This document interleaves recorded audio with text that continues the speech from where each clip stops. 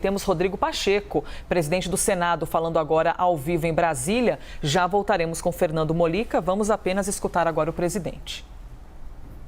O preço dos combustíveis muito elevado no Brasil e nós precisamos encontrar instrumentos legislativos para poder conter e, eventualmente, estabelecer uma queda do preço dos combustíveis. Uma dessas vertentes é um PLP, que veio da Câmara dos Deputados já aprovado, está sob a relatoria do senador Jean Paul Prats, do estado do Rio Grande do Norte. Ele tem trabalhado nessa linha do estabelecimento de uma alíquota de renda do ICMS, a partir de critérios também de monofasia tributária, que acaba por conter algo que é muito nocivo também, que acaba gerando aumento de preço, que é a sonegação fiscal. Então, essa é uma linha de trabalho, ele está terminando o parecer, segundo me informou, em relação ao PLP 11. A segunda vertente é um projeto que foi aprovado na Comissão de Assuntos Econômicos, é de autoria do senador Rogério Carvalho e também sob a relatoria do senador Jean Paul Prats, repito, já aprovado na Comissão de Assuntos Econômicos e que irá ao plenário. Então, esses dois projetos, o PLP e o projeto de lei, se somados, podem estabelecer condições interessantes para poder fazer frente a esse aumento dos combustíveis, seja nessas modificações conceituais em relação ao ICMS, seja no estabelecimento dessa conta de equalização ou de estabilização para ser usada em momentos críticos, se o Executivo quiser, abastecida por diversos fatores, aí, sobretudo pelos dividendos da Petrobras que são para a União. Então, são duas linhas de trabalho, dois projetos, um projeto de lei complementar e um projeto de lei ordinária. Nossa intenção é pautá-los na semana que vem no plenário do Senado Federal.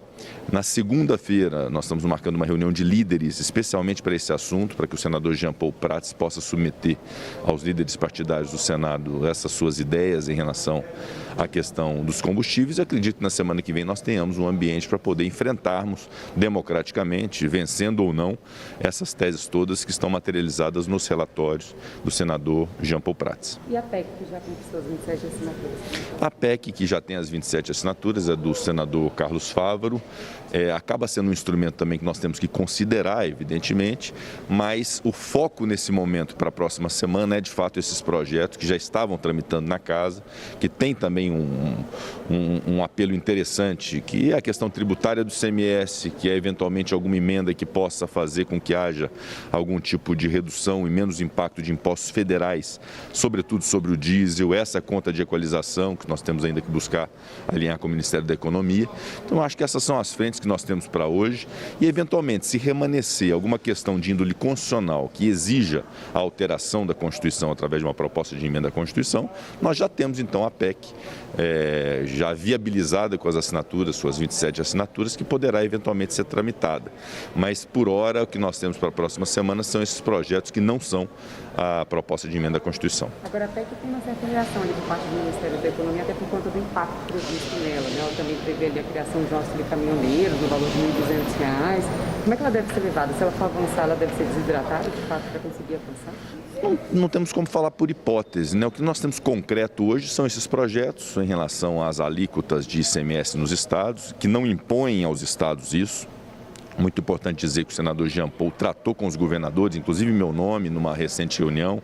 Os governadores compreenderam que a linha que nós estamos estabelecendo é uma linha que pode ser aceitada, inclusive, pelos estados, que nós temos que evitar esse ruído, essa ruptura, como se houvesse um conflito de interesses que inviabilizasse uma proposta dessa natureza. O que nós queremos fazer é uma alíquota de REN, que é um valor absoluto sobre metro cúbico de combustível, que possa ser reavaliada de tempos em tempos, que haja certa estabilização da arrecadação e, consequentemente, previsibilidade da arrecadação. Igualmente, o menor impacto do imposto federal sobre o diesel, considerando esse momento que nós estamos vivendo, para poder atender o transporte e a logística do Brasil, mas também atender e conter aumento de preços, porque quando se aumenta o diesel, aumenta a tarifa de transporte coletivo, aumenta tudo, isso pressiona muito a inflação.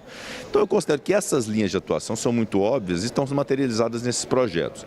Então, vamos enfrentar nesta linha a questão dos combustíveis e aí, no segundo momento, feito isso, que é o óbvio de ser feito, nós podemos avaliar se há alguma coisa de mexida na Constituição que exija a proposta de emenda à Constituição. De fato, as PECs, tanto da Câmara quanto do Senado, sofreram críticas da equipe econômica, porque, imagina, a equipe econômica enxerga que há alternativas que tenham menos impacto fiscal, que são mais sustentáveis para essa finalidade que todos nós queremos, aí é uma convergência geral da Câmara, do Senado, do governo, da sociedade, que é a redução do preço dos combustíveis e a contenção de novos aumentos.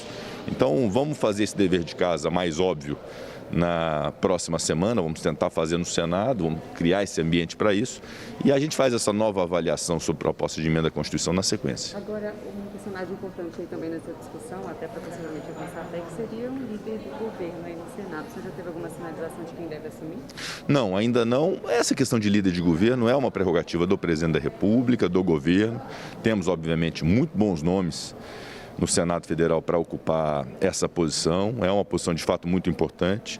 No decorrer do ano passado, eu como presidente, não havia um só dia que eu não tratasse com o líder Fernando Bezerra a respeito das pautas do Senado. Então é muito importante ter essa figura do líder do governo. Acredito que o governo cuidará de resolver essa questão ainda no mês de fevereiro, para a gente já entrar o ano com esse ambiente, ter uma liderança de governo, ter a liderança de oposição, participar em todos os colégios de líderes e termos a melhor produtividade possível no Senado. Será que até semana que vem sai?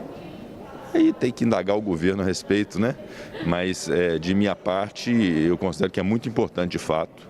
Até para a presidência do Senado, nós temos um líder de governo ao qual nós podemos nos dirigir para tratar das questões de interesse do governo. Dificulta muito para o presidente tratar com ministérios ou com ministros separadamente a respeito das demandas. O líder acaba catalisando isso que é o interesse do governo, isso facilita muito o andamento dos processos da casa. Perfeito. Para a gente encerrar, presidente, ontem eu estava acompanhando lá a filiação de Marcelo ao PSD, vi a fala do presidente Kassab e ele comentou um pouco sobre as eleições.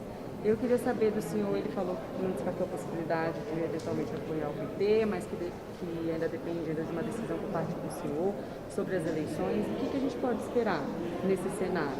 Bom, eu estive ontem também com o presidente Kassab, logo após o evento de filiação do deputado Marcelo Ramos. Há uma reafirmação do Kassab, da direção do PSD, de uma candidatura própria à presidência da República. Isso é legítimo, isso é importante. Eu, como filiado ao partido, também considero algo que pode ser trabalhado sim, que pode ser uma realidade. E é uma avaliação que nós vamos ter que fazer nos próximos dias, tendo uma candidatura própria, quem será o nome e eventualmente isso se decidir, se definir. Nesse instante, vamos focar muito esse trabalho aqui no Senado. Nós temos missões como essa que nós acabamos de tratar, que é a dos combustíveis, para poder resolver. Temos uma reforma tributária, temos diversos projetos de lei que foram aprovados no Senado, estão pendentes na Câmara, outros que foram aprovados na Câmara estão pendentes no Senado. É um ano mais difícil porque nós temos esse primeiro semestre de maior produtividade, depois já entra nesse ambiente de eleições, acaba paralisando, tendo dificuldade de quórum. Então vamos focar nesse trabalho legislativo. Mas, obviamente, todos nós somos filiados a partidos políticos, muitos disputarão a eleição. E, em algum momento nós vamos ter que decidir. Acho que nos próximos dias o PSD decide sobre a sua candidatura própria e aí entra, obviamente, num processo pré-eleitoral interessante. Perfeito. Obrigada. Obrigado. Tainá Farfan e a equipe da CNN Brasil conseguiu ali muito atentamente abordar o presidente do Senado, Rodrigo Pacheco, e já lhe fazer alguns questionamentos. O ponto base da conversa, então, foi a questão dos combustíveis. Pacheco comentou as opiniões e os posicionamentos que vêm do Poder Executivo, quando a gente fala de Ministério da Economia, e também ressaltou o que é mais importante do ponto de vista dele também, de poder esclarecer quais são as andanças em relação aos combustíveis, daquilo que parte dos parlamentares. Então, ele citou projeto de lei complementar, nas vezes que ele falou PLP. Também disse que essa possibilidade pode vir de uma PEC, de uma proposta de emenda à Constituição. Então, reiterou ali todo o esforço dos parlamentares de tentarem, lá do outro lado da ponta, na hora que você paga o combustível, reduzir ou melhorar esse valor, principalmente quando a gente fala do diesel. Então, já a gente traz com toda certeza os nossos analistas para poderem analisar e comentar e traduzir para você as falas de Rodrigo Pacheco, que agora, numa entrevista exclusiva, conversou ao vivo com a gente aqui na CNN Brasil.